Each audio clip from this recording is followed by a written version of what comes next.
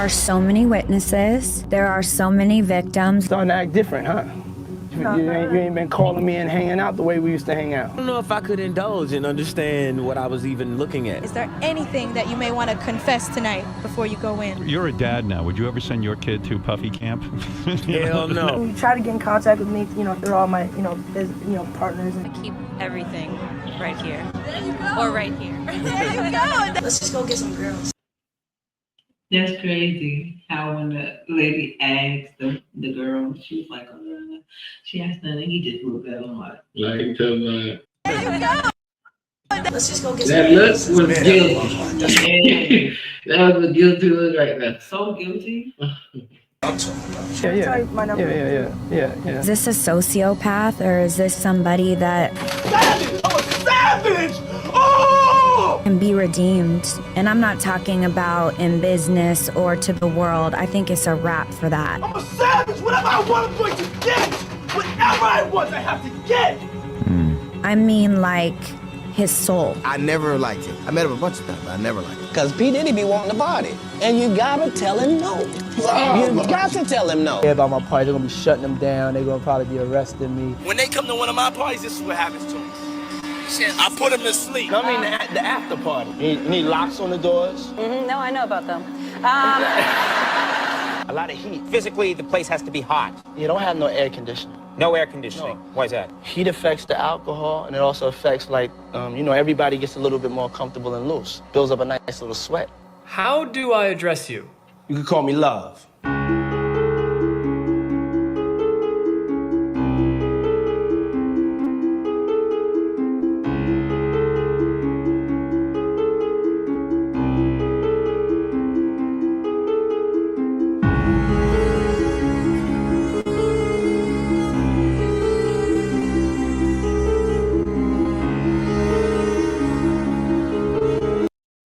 That's crazy how millions of people you know it.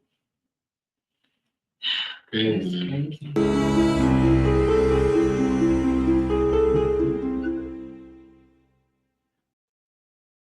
Imagine waking up one day and the very foundation you've built your belief system on crumbles beneath you. For decades, Sean Diddy Combs was untouchable, a king among mortals, a figure that embodied hustle, success, and cultural power. He wasn't just a man, he was a symbol. The Bad Boy Records empire, his billion-dollar deals with Diego and Revolt TV, his Lifetime Achievement Awards. These were the bricks in the fortress of a legacy that seemed impenetrable. But here's the thing about legacy. It's fragile. All it takes is one crack, one accusation, and suddenly the whole structure collapses, like a house of cards. You see, for years we believed in the myth of Diddy. We wanted to believe in the fairy tale of his rise from nothing to everything, a narrative of grit, hustle, and endless success.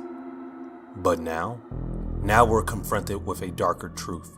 The allegations that have surfaced, stories of sexual assault, abuse, and manipulation are like a cold splash of water to the face.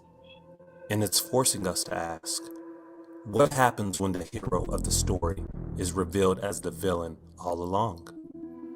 This is the story of Sean Combs, a man who rose to unimaginable heights only to have it all come crashing down piece by piece. And like any good story, it's about to get a lot more complicated. Sean John Combs was born on November 4th, 1969, in the Harlem neighborhood of New York City. He was raised by his mother, Janice Combs, after his father, Melvin Earl Combs, was murdered in 1974 when he was just 3 years old. Melvin Combs was a big drug dealer for Harlem mobsters and ultimately died in a drug deal gone wrong. Meanwhile, Janice took on 3 jobs: as a teacher, substitute teacher, and escort. As an escort, it's been reported that Janice would take her clients back home and have sex with them in front of Diddy, exposing him to adult activity at an early age. Which makes you think, is this where the idea of freak-offs subconsciously came to Diddy? Furthermore, upon looking at the dynamic of Janice and Diddy on camera, it does make you think if this is a normal mother and son relationship.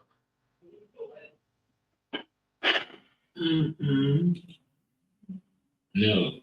That's a no-no. Big time. That's your mom. That's not long, man. Come on, what you doing? And the mom called it. How do you do it? She told me. Not wrong. That's great. Over the years, Combs has gone by various names, including Puffy, Puff Daddy, P. Diddy, Diddy, and Love, which he legally made his middle name in 2021. He earned the nickname Puffy in high school because of his habit of puffing out his chest to make his body seem bigger. Combs majored in business administration at Howard University, producing weekly dance parties and running an airport shuttle service while attending classes. He dropped out to pursue an internship at Uptown Records, which led to a talent director position. Combs repeatedly rose to the level of vice president and had success producing several key artists for Uptown, but left the company in the early 1990s due to being fired from Andre Harrell. I let Puff go. For the whole time he was let go, he was always on payroll. I never stopped paying him until he found his next spot. His artists were always still getting per diem, because I didn't do it to hurt him, but Obviously. I knew it was time for him to grow. In 1993, Combs started his own record company, Bad Boy Records. I named it Bad Boy because I wanted to go against the grain. Anytime you go against the grain, they consider you like kind of bad. Nothing negative, nothing like hardcore. Just, I didn't want to be regular. I didn't want to just make records. I didn't want to just make money. I wanted to make history. And here's the thing. Bad Boy Records wasn't just a record label, it was a revolution. Combs had this vision to reshape the sound of hip-hop, and with Biggie Small... Did you know about the Bad Boy Entertainment when it was going on? Yeah, I heard about the Bad Boy Records, but those things wasn't like in public. Like popping like that? It wasn't like in the public view. Right. At his side, he did just that. The hits came like an unstoppable wave. Juicy, Big Papa, Mo Money, Mo Problems. Suddenly, Sean Puffy Combs wasn't just making music, he was creating culture. He became a legend not just because of his talents, but because of his belief that he could be more than just an industry player. He could be the industry. It all goes back to one point. So I have a dream. A lot of times people see your dreams as they crazy. You going for your passion you have for your dreams may make you act crazy. You trying to reach your goals for your dreams, you're driven, you know. The dreams you have are so visionary, they may call you a genius. But it's just, I'm a dreamer. I love closing my eyes and dreaming. I don't really deal with reality when I deal with trying to work towards the future. But here's the thing about legends. They often start to believe in their own immortality. And when you think you're untouchable, you stop seeing the cracks forming beneath your feet. As Combs expanded his empire, fashion, liquor, television, he evolved from a mogul into a monarch. He wasn't just successful, he was royalty.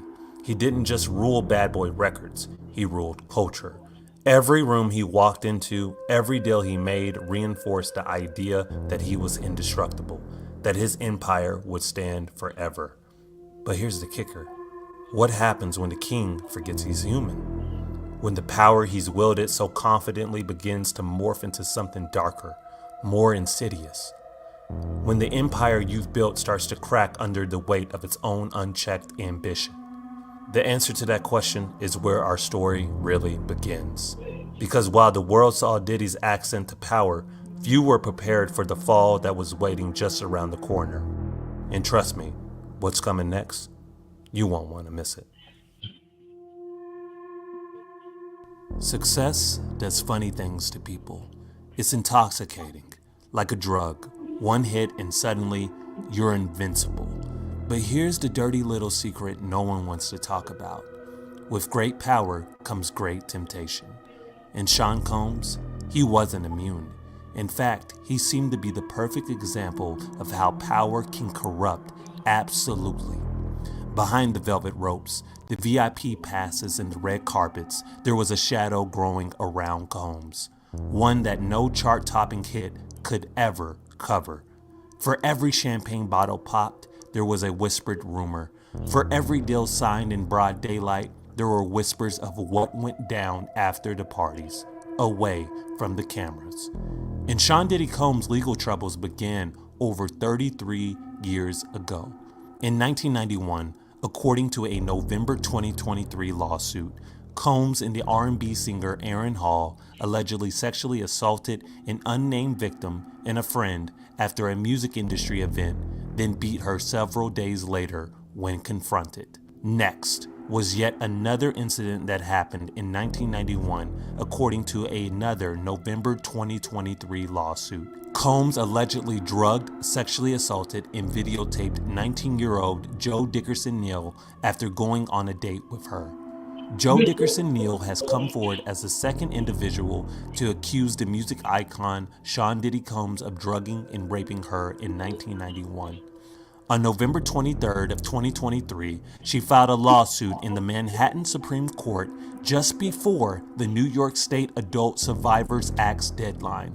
Along with the allegations of sexual assault, she accuses Diddy of engaging in revenge porn, claiming he shared explicit footage of her with others in the music industry. Neal states that the circulation of this video has severely impacted her health, reputation, and career opportunities. Her lawsuit follows a similar legal action by Cassie Ventura, who we'll talk about in future episodes, filed on November 16th of 2023. Joe Dickerson Neal was born in 1970 in New York and raised by her mother after her father passed away when she was just 6 months old. She credits her mother for instilling strong moral values. In 1987, she enrolled at Syracuse University, majoring in psychology. To support her studies, she worked as a server at Wells Restaurant in Harlem, and later as a receptionist at the talent agency Apple One. She also worked as an assistant for DJ Funkmaster Flex's company and a location scout for cameraman Gary Brewer, collaborating on music videos for Grammy-winning artists like A Tribe Called Quest and more. Joy Dickerson Neal's lawsuit outlines a harrowing story of sexual assault, humiliation, and emotional trauma, allegedly at the hands of Sean Diddy Combs. At the time, they were part of the same social circle and had worked together on the music video for Straight from the Soul by Finesse and Sequoias. Although she initially resisted his advances due to rumors of his misogynistic behavior, she eventually agreed to have dinner with him.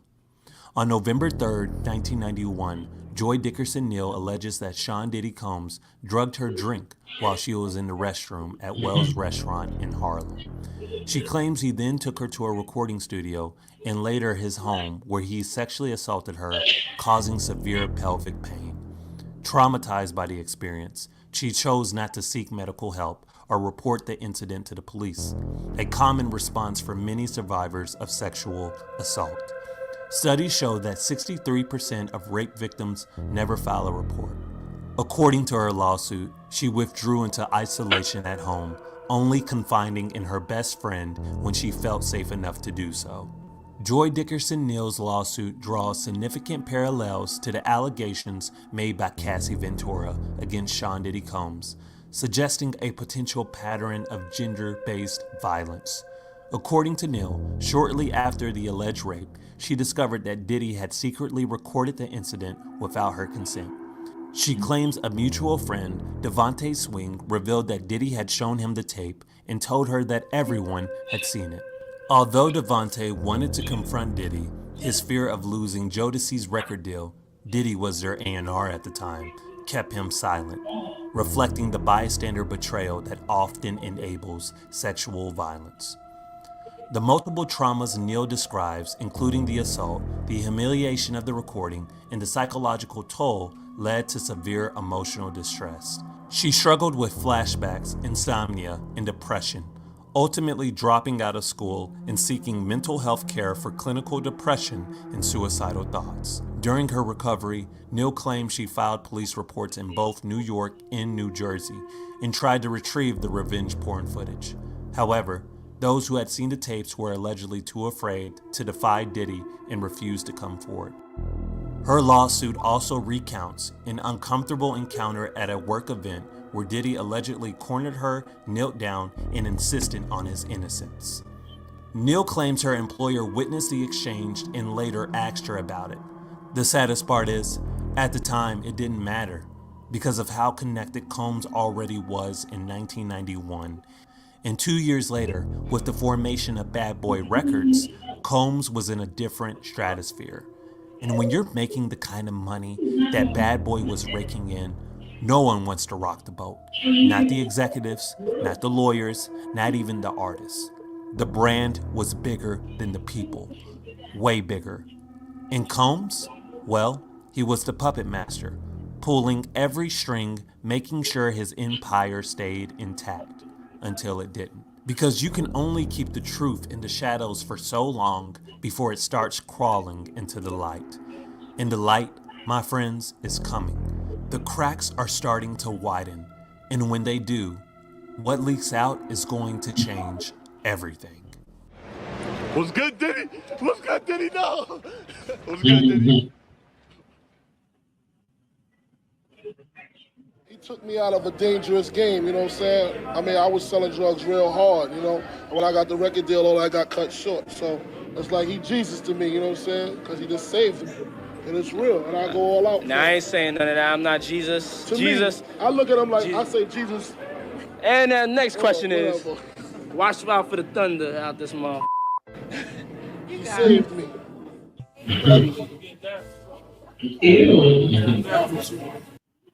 As Combs, due to her being a white woman. During an event in 1995, the court documents state that Combs forced himself on top of her and kissed her forcefully. Lampros claimed that she attempted to turn her head to avoid Combs' advances, but he grabbed her face and continued to take off her clothes before her. Lampros alleged that 3 other sexual assaults occurred in 1995, 1996, and towards the end of 2000. She claimed that Combs forced her to perform oral sex in a parking garage, forced Kim Porter to have sex with her before her, and violently grabbed her and forced himself onto her when he showed up to her apartment. The last alleged incident occurred while Combs was in a relationship with Lopez, which was mentioned in the court filing. Lampros also claimed that Combs recorded the 2 of them having sex and attempted to distribute the recording. The documents state that while Lampros was attending a function, a gentleman informed the man Miss Lampros was dating that he should reconsider dating her because he personally saw a video of her and Sean Combs having sex. Lampros claimed she wasn't aware she was being recorded. 1 year later, in 1996, Combs was actually found guilty of criminal mischief for threatening a photographer from the New York Post with a gun, but wasn't given any charges for this encounter.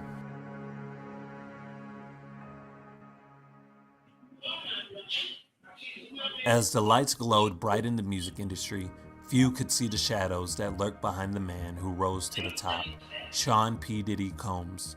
Surrounded by fame and fortune, P. Diddy was untouchable, or so he thought. Success had wrapped him in a cocoon of power, and the warnings from those who tried to reach out were dismissed. They said he was out of control, but the heights of his success and the darkness from his childhood fueled his ego. The demons of his past grew stronger, slipping into his adult life and leaving a trail of chaos. Just 1 year after Combs was found guilty of criminal mischief from threatening a photographer with a gun, tragedy struck. In 1997, a drive-by shooting took the life of Christopher Wallace, better known as the Notorious B.I.G., at just 24 years old. The murder shocked the world and left a gaping wound in hip-hop, one that many believe was connected to the storm surrounding P. Diddy. Los Angeles became the scene of a tragedy that marked the end of an era, but the beginning of a new chapter in Combs' life, one that would be marked by controversy and indulgence. By 1998, Combs' lavish lifestyle reached new heights as he began hosting his infamous Hampton all-white parties. These gatherings became the stuff of legend, attracting a who's who of the music industry, actors, real estate moguls, and even sports team owners. They were a symbol of Diddy's newfound status, his place above everyone else, where the rules of ordinary life no longer applied. But these parties, known for their secrecy and indulgence, would later come back to haunt him, becoming the focus of a federal indictment on September 16th, or better known as freak-offs.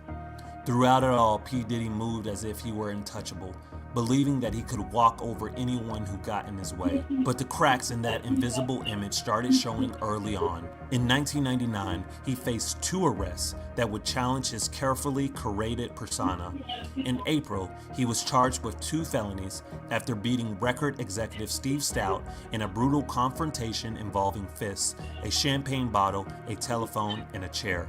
An apology and a reported payment of $500,000 helped the charges fade away, with Combs agreeing to a single day of anger management. Just months later, in December, he found himself in legal trouble again, this time with then girlfriend Jennifer Lopez and rapper Shine, following a nightclub shooting in New York. They were drawing from their hip, and I turned to tell my friend, like, "Ooh, girl, watch out. Oh my God." Because there was really nowhere for me to go. Where I was standing, there was a wrought iron metal rail to my back. There was nowhere for me to go. And so as they were going back, they were backing back, like literally walking backwards towards the door, drawing from their hip. I told my friend, I said, "Oh my God, watch out." As I turned back to look at them, I watched them bow, bow. Both of them fired, and the muzzle flash was like, psh, psh. Shine's muzzle flash was a little higher. He was on the side closest to the bar. Puffy's muzzle flash was a little lower, and he was on the side closest to where I was, straight ahead from me. I watched them both fire their guns. I watched them. I got hit right here, in my nose, in between my eyes, which means I'm facing directly at you. Although Combs was eventually acquitted on the weapons charge, the incident further solidified his reputation for... She blessed to be alive. That's what I'm saying. Like, if she saying she got hit in the nose, right in the face, like right here. Yeah, but she lucky to be alive when that bullet was not fatal. That's what I'm saying. Living beyond the bounds of the law. But the story doesn't end here. If anything, it's just the beginning. The freak-off parties that began in 1998 now cast long shadows over Combs' legacy, and the survivors of those who witnessed his rise and reign are finally coming forward. The next episode will explore their stories, the secrets they've held, and what lies beneath the glamorous surface of the man known as Sean Diddy Combs.